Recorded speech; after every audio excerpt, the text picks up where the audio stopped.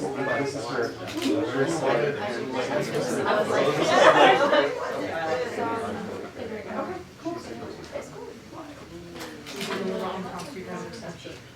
everybody. I want to welcome you to the Grolier Poetry Bookshop. Thank you for joining us tonight to experience Chen's wondrous and beautiful poems. Before we begin, we ask that you wear a mask for the duration of the reading and that you silence your cell phones. And without further ado, let us give a warm welcome to Eben Bein, who will give the introduction for Chen Chen. Okay, you come out. I'll slide out.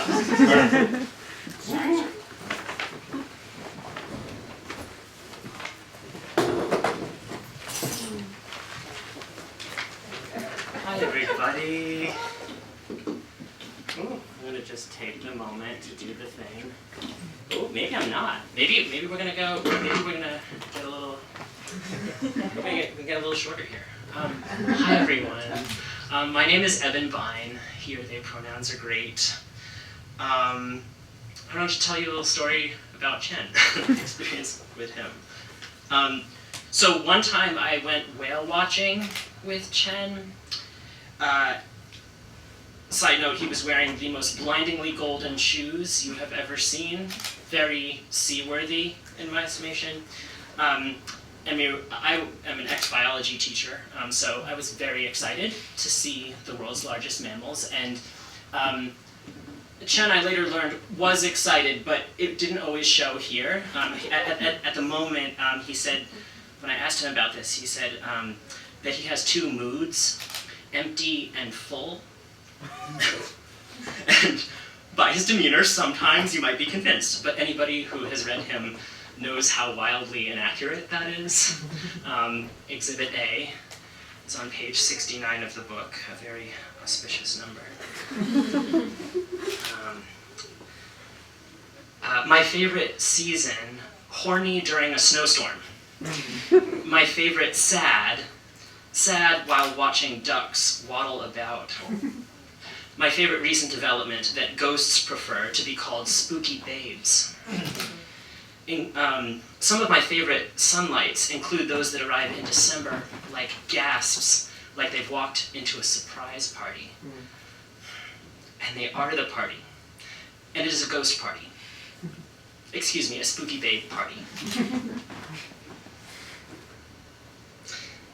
Chen is one of the most playfully emotive writers I know. He takes up just the right amount of space, which is a lot, actually, for a poet. Like, the pages are huge, and the text is expansive. But I never feel crowded out by Chen. More like he's just pushed the fabric of space-time aside as a way for me to experience other dimensions, like the kind where spooky babes live. Chen is iconic. An icon who does not offend by superiority. In fact, he teaches superiority. When I took class with him this summer in Provincetown, I felt swept into this beautiful, mysterious practice that makes us all superior. And not superior to one another, but just more present than ever on this joyous plane of existence next to each other, enjoying what words can do. I am honored to pass the mic to my teacher and friend, this mic to a living master, this master at living, this master at helping us live, Chen Chen. Woo!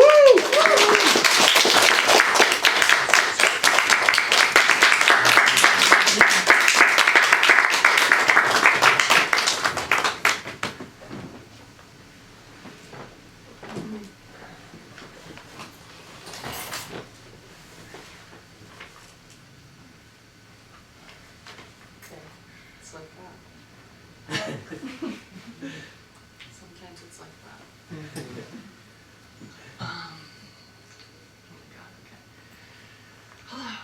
Hello. Thank you so much, Eben, for that introduction. Yeah, I was really cranky on that whale watch. Mostly because of the children who could not spot a whale to save their lives. parents kept being like, look, it's there, and the child would look like. I'd be like, no, well, it's there. So that's why, but the whales were incredible themselves. Yeah, thank you all for being here. Thanks to the Grolier, thank you, James.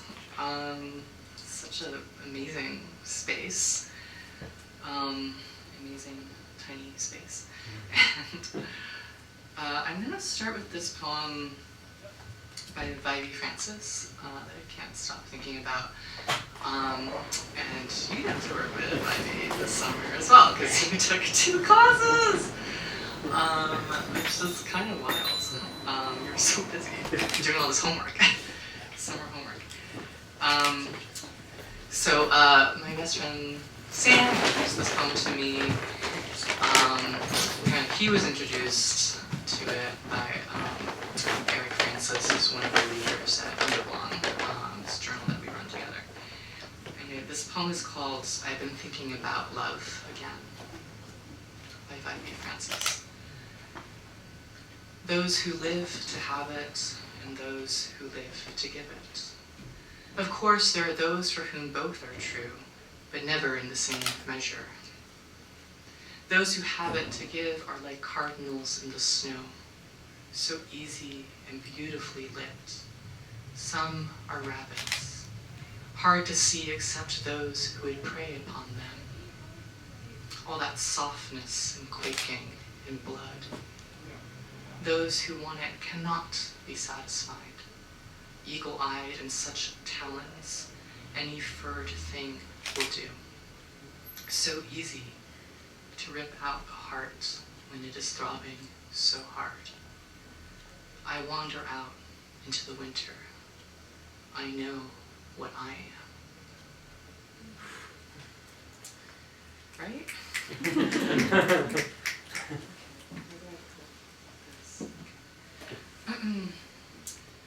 No, I'm reading first.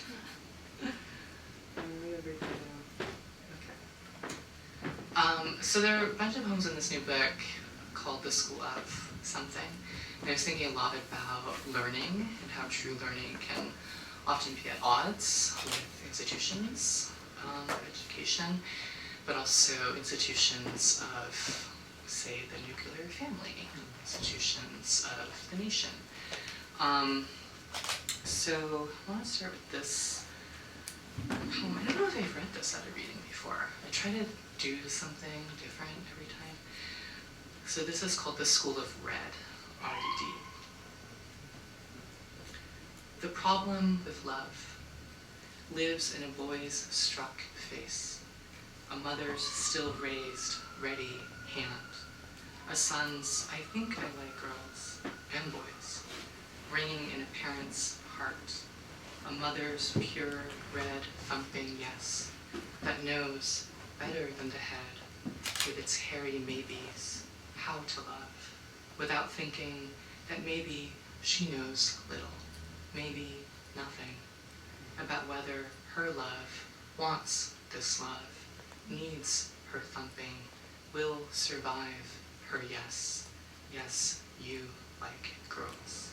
Such pure love, redly addressing a problem. Okay.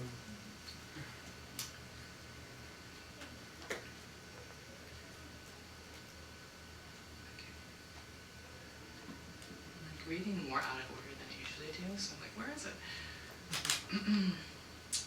Summer. After Sarah Gambito. I have a canoe that gives me therapy my insurance won't cover. The man I love calls from Colorado, unaware of my canoe. It offers a better kind of cognitive behavioral in very turquoise water. The man says his mother is dying, and I say, I know, but nothing is clear. I pay the canoe with my best Christopher Walken impressions. It becomes clear that Colorado is where all calls are from. How did I not know? He says his mother has a couple of months.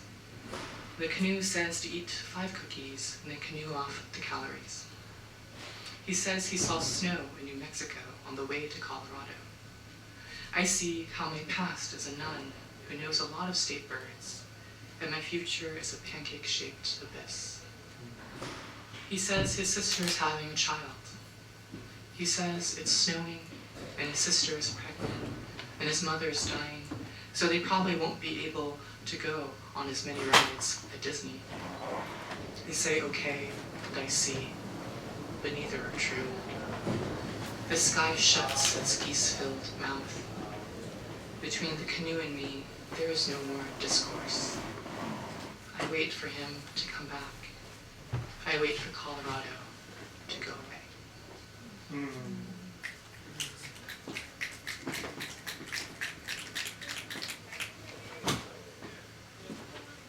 This one has God in it. If you're into that. This one's for you. We'll be gone after these brief messages. God stopped by in his magenta rowboat. I said, God, you have to stop stopping by if you're never going to tell me the meaning of life. God said, life is meaningless. While language often means too much. My grandmother stopped by and said, no, the meaning of life is love, the kind that produces children. Why don't you have a girlfriend yet? My mother stopped by and said, look, he's busy with his studies, stop asking. God got back in his turquoise steamship. Life is a joyful thing, he said. It's probably very good for you.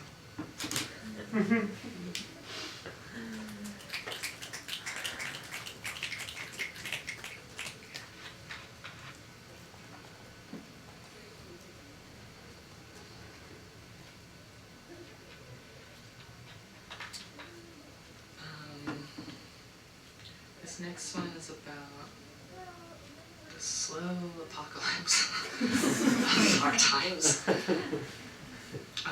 It's about when I was living in West Texas in Lubbock. I was there for about 3 years doing coursework for a PhD program at Texas Tech, and I was also teaching undergrad courses, and also Trump was elected. So all that happened.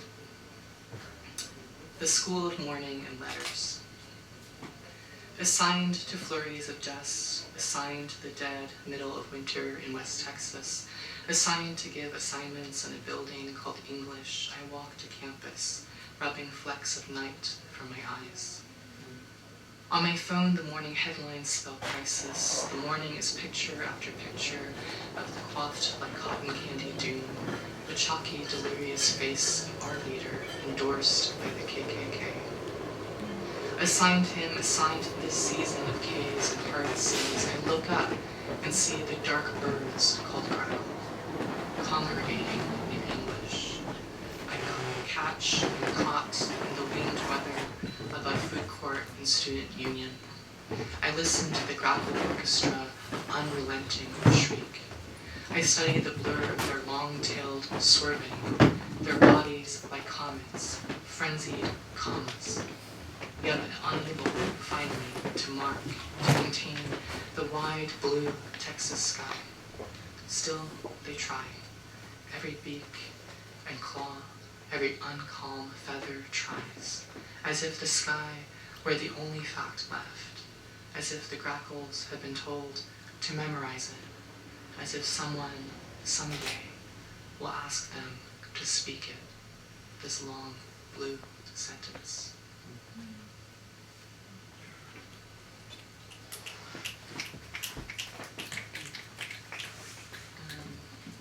This next one is about buying shoes, but also homophobia. So, sometimes. Do I know what this poem is? Yes. Okay. Thank God for, a table of contents. It's so helpful. Sometimes I open a book and there's no table of contents. And I'm like, I'm just gonna go with it, I guess.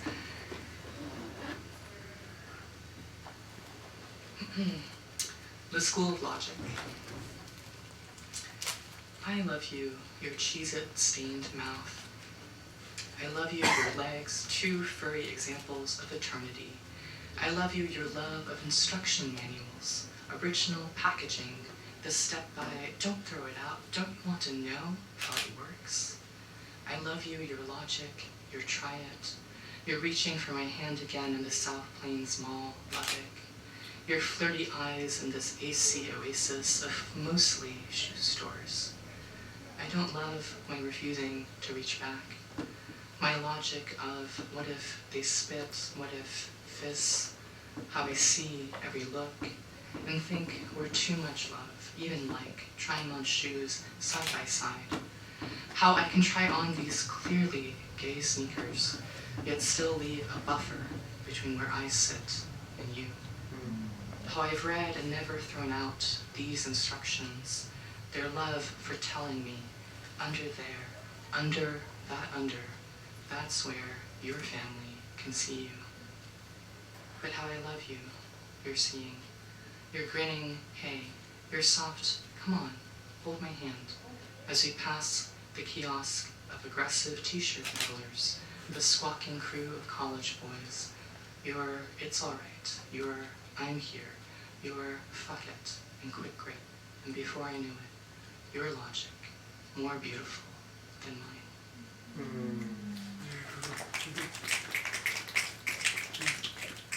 don't really know anything about logic, but that was, I took a philosophy class in college, and yeah, it's like, no, logic. Okay.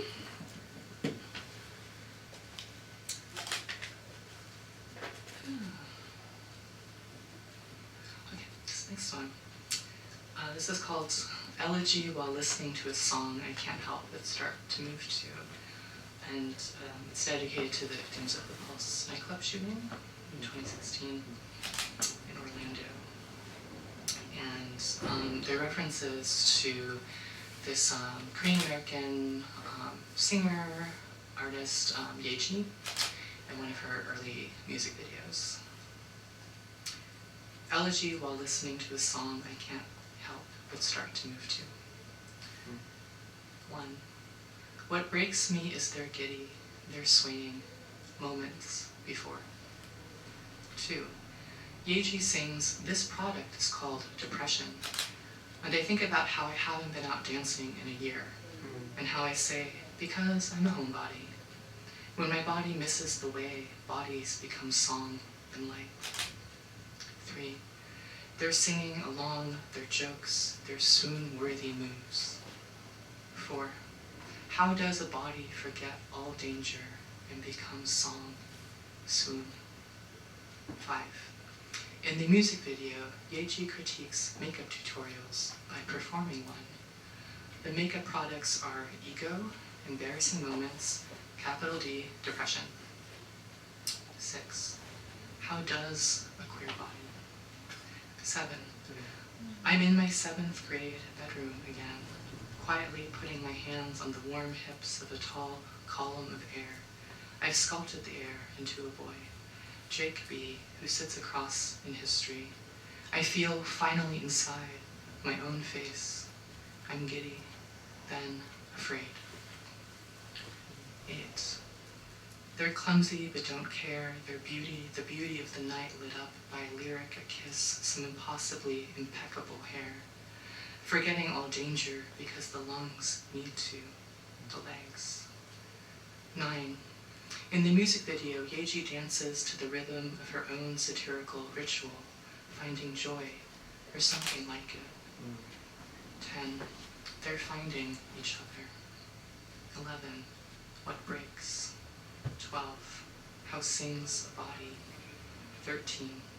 One night, I walk by a soccer field and see college boys playing, touching each other rough, bare chests meeting bright t-shirt shoulder, and I can't help but think sports are super gay. Think the word glistening must have been invented for just this sight. Their moonlit collisions, my instant replays and slowest cue the soft music motion. 14. The body's truest thought is play. Moon. 15. How does my body? 16. In the song, another makeup product is the unexpected tomorrow. Yeji sings, put on the unexpected tomorrow. Yeji sings and I sway, and yet their laughter. I keep hearing their laughter moments before.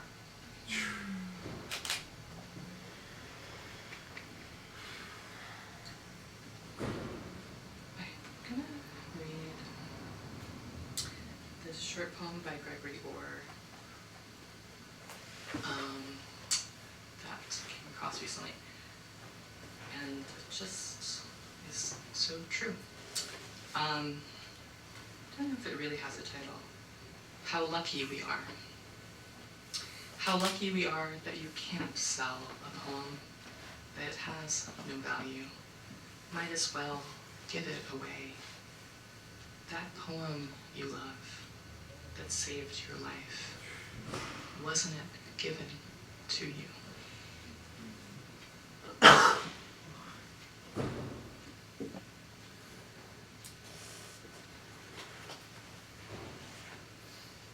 Okay. Maybe two more. It's time for a dirty poem. So okay. I used to read this one all the time because it's so fun. Like I read it a lot. Ode to Rereading Rambo in Lubbock, Texas. In the armpit of summer, in the asshole of August, in the what the fuck am I doing of more grad school. I am in the 20th grade, rereading Rimbaud's Sonnet de Trou de Cool, co-authored with his often fucked up, sometimes boyfriend Berlin. Their joint ode to the asshole, the literal hole puckering, the literal hole, the surrounding hairs, the metaphorical lips and hunger. In Lubbock, Texas, in Jesus Saves and Buddy Holly Rocks, in Guns Up and that line break, in recently voted second most conservative city in the country, in the year marriage equality is made the law of the land, in the year the law is laughed at, spat on, called a sign of the end. I reread the sonnet, the ode, then go, inspired, horny, to the one I love. Tongue in armpit and asshole, tongue on cock, tongue in love. My poetics of deep throat and tongue fuck. I love my poetics. From the French, la mousse humide en coeur d'amour. From the American, it smells like ass in here.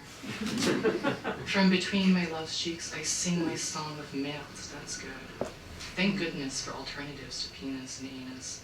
Thank goodness for cocks and Rimbaud and butts and sonnets and amour and ass and Berlin and dicks and the relentless middle of summer in Lubbock. Oh, Lubbock, why did I choose you? How did my boyfriend choose to come with me? The name makes me think buttock and banana and hammock. So why isn't Lubbock the new Fire Island or P-Town? For months I dreamt it was, could be.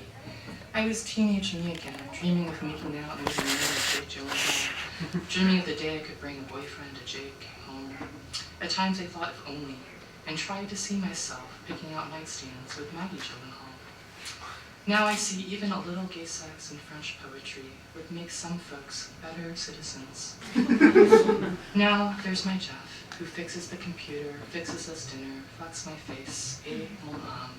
Isn't that enough of a gay paradise? All we need is another couple for Mahjong. One other person plus Lily.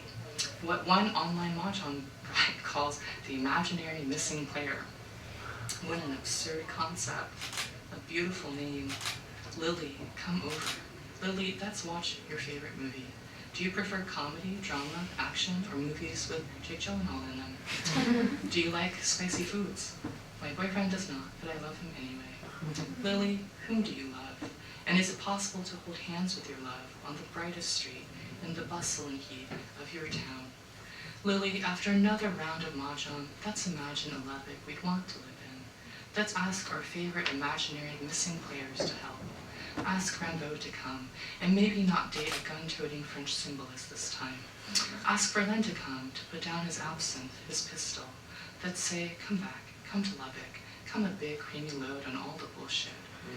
Instead of huddling in the corner of Maxey Park, let's make Lubbock Gay Pride stream through 34th Street, through Buddy Holly Avenue.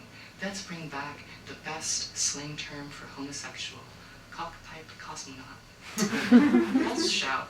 Let's make sure every homo-gleam naughty cousin gets good food, good rest, gets the goods of marriage without having to get married. Let's holler, troublemongers, in the lick of many summers.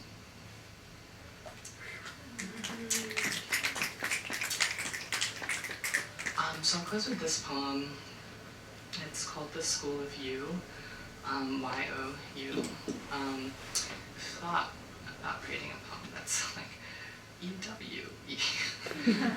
You. That's like this poem. The School of You. Suppose you live a long life, full of blueberries and jade blazers, and dreams of ice skating in the nude, and ice skating in the nude. So briskly frisky. A life longer than you planned to live to. You, who was told at 13 to die that you would soon, a silly faggot and not even a white one, just a brief filth, not worth the spit to wipe away. At 13 you knew you wouldn't last forever. Still you were given little reason to believe you might last another decade, another. How already you were supposed to be not. And yes, I am talking to myself, saying suppose otherwise. Suppose a life so long and gorgeously silly, viewers will complain about everything left out from your biopic, which will star an actor so handsome, every audience member will gasp in unison upon first seeing him on screen. But despite that, yes, the fans will cry, not enough about that time he robbed a creperie. Not enough about his years spent painting hippos. Never enough about how that involved both paintings of and paintings on hippos. And how long it took him to realize he was not very good at painting. Then realizing, finally, that it didn't matter, so long as his very handsome fingers spent all those many years dreaming with paint. And why do only successes get to be smashing? Why not a smashing failure? Yes, I am talking to myself, as though it is my birthday, and this is my gift, telling myself what I was never told. Suppose in one part of your still 3-hour-long biopic, it is your 88th birthday. All day you exclaim, I'm 88. At your party, I'm 88. To every friend and fellow 80-something silly faggot. You are wearing someone's worst nightmare, and you are who wore it best. And then the cake, not 88 candles, but still a ridiculous number. Flames and flames. Suppose you blow them out, wishing for more blazing, more you. Suppose you know already there will be. Thank you.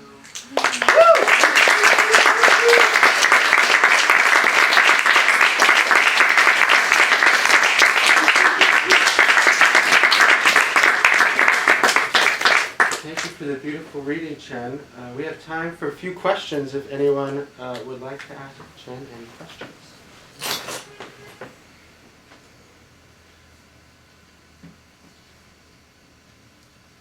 Yeah. Do you have a most productive spot? Is there like a place that you like to write poems, or a tea that I like to drink? No. I used to think I could be someone with like a really regular writing ritual of some kind, but any time I tried, it was just a method of procrastination, where I was like, well, if I'm gonna write, my desk needs to be clean, so better do that first. So Oh yeah, over time, I think I've become a lot less precious about the process. Yeah, I'll get asked, like, people ask, oh, do you write with like a favorite pen or, you know, yeah, favorite spot? And I'm like, I just can't think about those things. If I'm going to, yeah, write when it's, like I have to write when it's inconvenient, actually. And not when conditions are perfect, because they're never perfect. So I've let that go. I mean, I love all the like stuff, the trappings of writerly life. So many books, more than I will possibly write in. So I do love those things. But yeah, when it comes to actually writing, I just have to, like, so much of it just happens in Notes app, to be perfectly honest. Or something will start as a tweet, and then I'm like, oh, maybe this is more. Yeah. Cool. Yeah. What are your favorite kinds of poems to read? Oh, yeah, I mean, so many. I mean, I love, probably you got some sense from the poems I read by other people, so the Ivy Francis and the Gregory Orr. I love really devastating poems, whereas I tend to be a maximalist and just go overboard. I don't know what that's about. Yeah, so for a long time I was actually pretty bummed out that like a lot of what I read wasn't the kind of poetry that I was going to write. And that was disappointing. So I was like, I want to be like these writers. And I'm sure, yeah, so many writers spend an inordinate amount of time wishing they could write like someone else. And imitating and imitating. And I think there's a place for imitation. I think it's really important for experimenting and also growing. To imitate work that's nothing like yours, I think can be really useful. But also, there has to be some self-acceptance along the way. Yeah, I remember talking with Jericho Brown, who was the poet who picked my first book. And he was like, you write the poems you can write. Which, like, depending on your mood, it can be really liberating. This is what I can do. Or it can be a little depressing, right? Because you realize what those limitations are. Yeah, but reading, I think it's such a gift. I think about it all the time. When I can't write, I can't think, I can't do other things. Which is why, actually, like at the beginning of the pandemic, it was really hard because I had a lot of trouble reading too. And that was a significant source of nourishment and solace. So, yeah. You talk a lot about tenderness, which I love. So I'd love to hear more about ways that you use, especially these days, to stay tender and stay soft, despite the chaos. I don't know if I do all the time, to be honest. It's a constant aspiration, but it's a constant practice that fails sometimes, like anyone else, I lose my patience, I get really angry, I don't have a lot of tenderness in me. And sometimes I think that's perfectly appropriate, given what's happened, to respond with rage. But I do think there has to be some space. Might not be like every single day that you really feel connected to those tender sources in your life. But for me, a lot of it is going for walks. And of course, especially early on in the pandemic, that was what we were all doing. But yeah, going for a long walk. I love an arboretum. and just being around all of these incredible trees, and learning from them, and just like being in that physical presence. Like there's this vastness to it that I feel completely dwarfed by, but not daunted by. At the same time, like I feel held by that vastness and the mystery of it, rather than like swallowed up by it, which like the human world often feels like that kind of like overwhelming, right, largeness. And so I love being in the presence of trees or the ocean, right? Where it's something that is out of your grasp, out of your control in many ways, but not in a like scary way usually. Yeah, so that feels tender to me. Yeah. How do you know when a poem is complete? Oh yeah.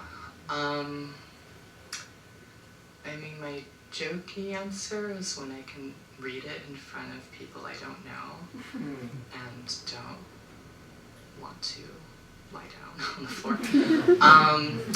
So, I mean, but reading out loud can be like a good test as you're working on something.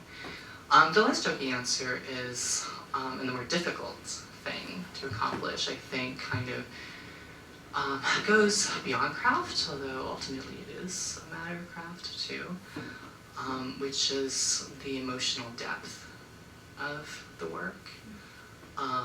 So I ask questions like, have I really learned something in writing this? Am I just rehashing something that I already know and can like sort of competently put on the page? Have I taken enough risks? That includes emotional risks. So often, and especially when I work with grad students, like we'll get to the point in their work where it's like, okay, you have to be really real with yourself about what you're getting yourself into, right? It's sort of like you made a promise to yourself, to the poem, to the reader, that's where you're gonna go. And I always think there's this great, I wish the full interview still existed. Things disappear from the internet all the time. But there was this great interview with Jean Valentine, who died at the end of 2020, amazing poet. And she was just asked about, oh, what is like your taste in contemporary poetry? And she said, so far as taste goes, all I really want is the poets who will go to the end of their rope for this thing. And I just love that so much. Yeah. Have you really gone there? You know, whatever that is for you.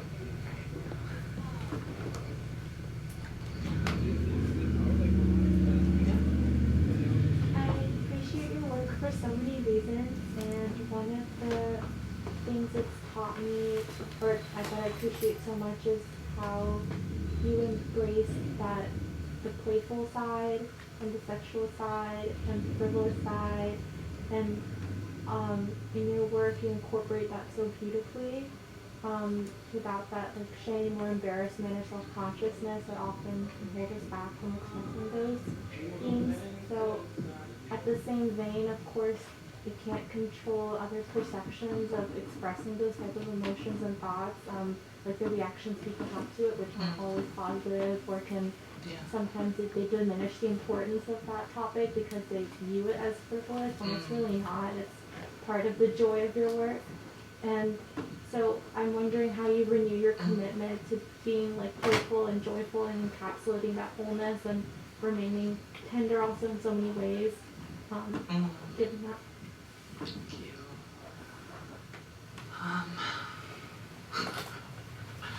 It's, I'm trying to think of how to say it in a way that's not like pretentious. So I'm like, oh, it just comes naturally. But it like, which is actually, because I can't really write a poem until I feel like I'm playing. I I'm having fun with language, with imagery in some way, even if the subject is ultimately really difficult. There has to be something about the rhythm and the tone that keeps pulling me back. So like, if you're gonna work on a poem for years, a book for years, like I hope you enjoy doing it to some extent. Like I think there has to be that personal joy in the making of it. And I love when that like comes across, like when I read something and I'm like, oh, this person had a blast writing this. Love that for them. So I also want to convey that feeling. And I guess because writing started out from like a young age, it was just something I did on my own. Like no one was telling me to do it. It wasn't tied to school. It wasn't tied to family. It was my space to roam around and experiment and make mistakes and not write well, but still have a lot of fun with it. And so I think because I started from that place, I was like, I'm just compelled to do this and I enjoy it. So that's why I try to remind myself of that every time. And also to imagine that like no one's going to read it. That's really helpful. Like to give yourself that permission. And you can do that, right? You can write something, you can draft a whole thing, no one else has to see it. So I think that can be really freeing. Yeah, so the idea of like putting a collection together like terrifies me. And I'm really curious about what the process of putting a collection looks like for you, or if there's something you learned from like your first collection or creating another collection, or like what is that monstrous task? Is it possible? Yeah, I mean, after the first book, I was exhausted. I was like, how do people keep doing this for more than like a book? Yeah, I mean, I had a lot of help as well, a lot of support. So from my MFA, because it started out as my thesis, so from my thesis advisor, other faculty, classmates, to a lot of people, a lot of smart readers looking at it, and then during my PhD as well. So after the manuscript was accepted, I actually, very fortunately, had a chance to continue revising, and it underwent a pretty significant revision process. It was a mess, actually. I'm like, oh my god, that you accepted this. Looking back on it. Because like the order completely changed, individual poems were revised, and a lot of that came out of really generous conversations with Jericho Brown. So we emailed, we had this really long phone conversation about the whole manuscript. A lot was cut. We talked a lot like about endings, how the ending of one poem leads to the beginning of another one, or how there can be this really strong contrast depending on what kind of effect you want to have going from poem to poem, and sort of like what also like keeps a reader going if they are going to read the collection right from beginning to end. But also to make it interesting for those who don't do that. Have that kind of balance of like range and cohesiveness. Yeah, there's so much to consider, and so I feel really lucky that I got to work with some fantastic, really smart readers and editors who told me straight up like things that could be improved. So that was a big process for that first book, and similarly with this new one. Although I'd say going into the second book, I already had in mind like some sequences. So like the school love poems, they were like the season poems, like winter and summer mainly. So it mainly happened through like titling, but otherwise I kept it fairly loose because I also didn't want to feel boxed in by the project.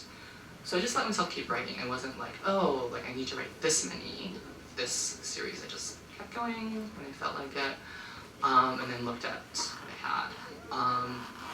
And I love like that generative stage so much. Like, put off looking at the whole thing for a while. And it was like the nudging the friend. It was like, look at your manuscript again. So again, yeah, having people who will keep you honest and keep you accountable is really important, I think. Yeah, I just don't think books don't happen like by yourself. Yeah. You need other people. Yeah. Great. Thank you so much for the beautiful reading, Yeah, Chen. Let's thank give you. you a round of applause.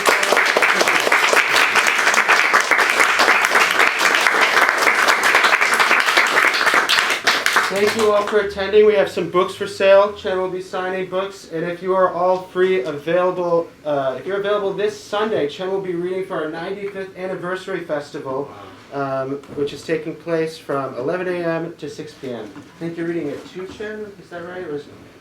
Yeah, but Chen is reading. We hope you all join us. Thanks for coming. In the afternoon. In the afternoon.